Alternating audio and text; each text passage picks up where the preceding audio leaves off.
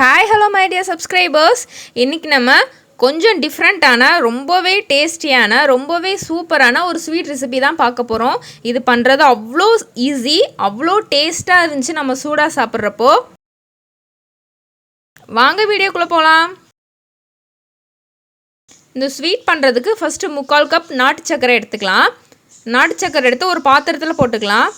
3/4 cup சர்க்கரைக்கு 2.5 cup தண்ணி எடுத்துக்கலாம்.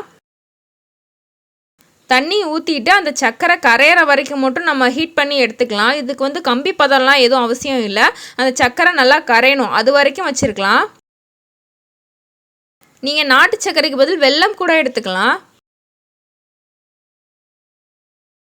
நாட்டு சர்க்கரை கொஞ்சம் ஹெல்த்தியாக இருக்கும், அதனால நான் நாட்டு சர்க்கரை எடுத்திருக்கேன்.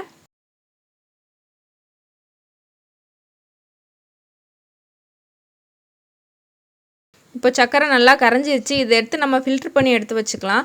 அடுத்து ஒரு பேனை அடுப்பில் வச்சுட்டு ஒரு 2 ஸ்பூன் நெய் ஆட் பண்ணிக்கலாம்.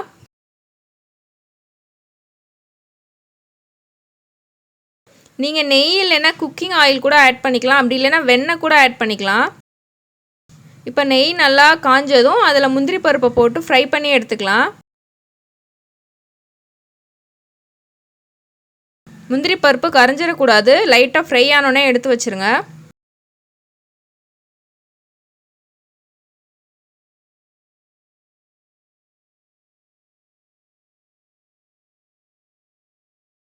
இப்போ முந்திரி பருப்பு நல்லா ஃப்ரை ஆயிடுச்சு. இதை ஒரு பேனில் நம்ம எடுத்து போட்டுக்கலாம். இப்போ அதே எண்ணெயில் 1 கப் தேங்காய் துருவல் போட்டு நல்லா ரோஸ்ட் பண்ணி எடுத்துக்கலாம். அந்த தேங்காயில் இருக்க ஈரப்பதம்லாம் போய் நல்லா ரோஸ்ட் ஆகி வரணும், அந்த அளவுக்கு ரோஸ்ட் பண்ணி எடுத்துக்கோங்க.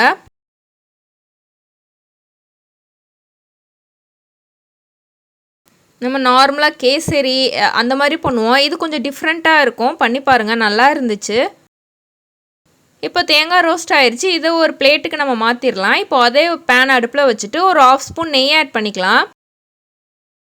நெய் காஞ்சதும் அதில் 1 கப் ரவை ஆட் பண்ணிக்கலாம். நம்ம எந்த கப்பில் சர்க்கரை எடுத்தோமோ அதே கப்பில் தான் ரவையும் எடுக்கணும். ரவையை எடுத்துகிட்டு அந்த ரவை கலர் மாறி வர்ற வரைக்கும் ரோஸ்ட் பண்ணி எடுத்துக்கோங்க. ரவை கரைஞ்சிடக்கூடாது, ஜஸ்ட் அது கலர் லைட்டாக சேஞ்ச் ஆகணும், அது வரைக்கும் நல்லா ஃப்ரை பண்ணி எடுத்துக்கோங்க. இப்போது ரவை நல்லா ஃப்ரை ஆயிடுச்சு. இதில் நம்ம ரெடி பண்ணி வச்சுருக்க நாட்டு சக்கரை சிரப் இருக்குல்ல, அதை போட்டுக்கலாம். அதை ஊற்றிட்டு ரவை கட்டி வராத அளவுக்கு நல்லா கிளறி எடுத்துக்கலாம்.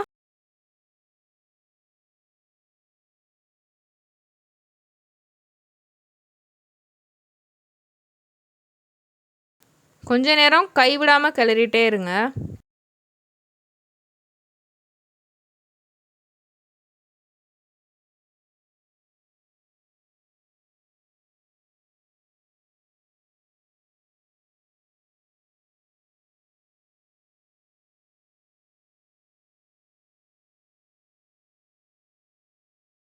இப்போது தண்ணி ஓரளவுக்கு வற்றிடுச்சு. இதில் ஒரு 1/2 ஸ்பூன் நெய்யும் கொஞ்சமாக ஏலக்காய் தூளும் போட்டு அதை நல்லா மிக்ஸ் பண்ணி எடுத்துக்கலாம்.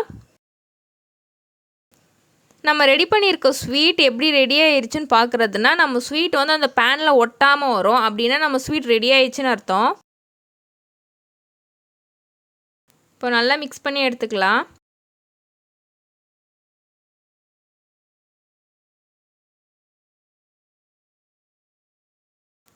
இப்போது ஓரளவுக்கு பேனில் ஒட்டாமல் வருது ஸ்வீட்டு. இந்த ஸ்டேஜில் நம்ம ரெடி பண்ணி வச்சுருக்க முந்திரியும் தேங்காய் துருவலும் போட்டு நல்லா மிக்ஸ் பண்ணி எடுத்துக்கலாம்.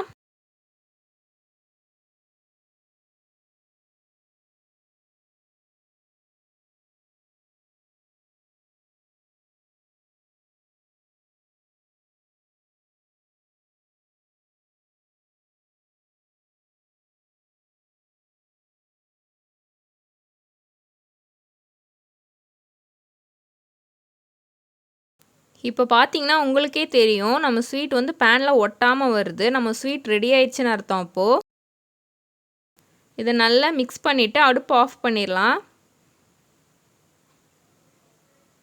அவ்வளோதான், நம்ம ஸ்வீட் சூப்பராக ரெடி ஆயிருச்சு. இது சூடாக சாப்பிட்றப்போ அவ்வளோ டேஸ்ட்டாக இருந்துச்சு. இதே மாதிரி நீங்களும் வீட்டில் செஞ்சு பாருங்கள். அவ்வளோதான் இந்த வீடியோ இதோட முடிஞ்சிருச்சு. இந்த வீடியோ பிடிச்சிருந்துச்சுன்னா லைக் பண்ணுங்கள், ஷேர் பண்ணுங்கள், கமெண்ட் பண்ணுங்கள். மறக்காமல் சேனலை சப்ஸ்கிரைப் பண்ணிவிட்டு ஆல் ஆப்ஷனை கிளிக் பண்ணுங்கள். அப்போனா தான் நான் போடுற வீடியோ உங்களுக்கு உடனே வரும். Stay home, stay safe, B healthy.